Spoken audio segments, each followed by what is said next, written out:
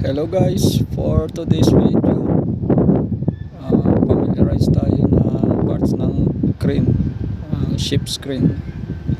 Magsimula po tayo sa hook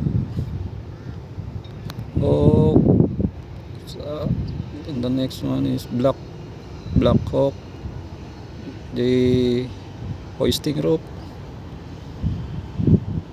the head jib. The head jib is of a sheave assembly, and the looping rope, jib body or boom, cross member. This is cross member, and sa gitna yan. After the sheave, the looping hoisting rope at the hoisting rope of jib. And then yung may salamin, yung cabin operator.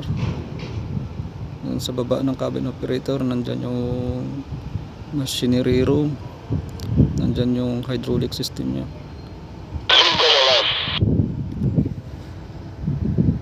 Guys, yung poste nya, pedestal.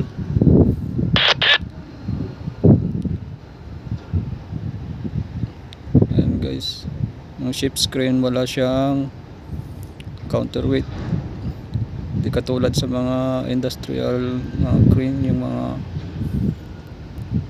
ginagamit sa puerto, mayroon yan counterweight. Kasi yung ship's crane, yun yung kumukuha siya ng foundation sa barko. Ayan guys, maraming salamat. Sana may nakuha kayong idea guys about sa parts ng crane. Yan guys, thank you very much guys sa pakikinig. Maraming salamat. Have a good day.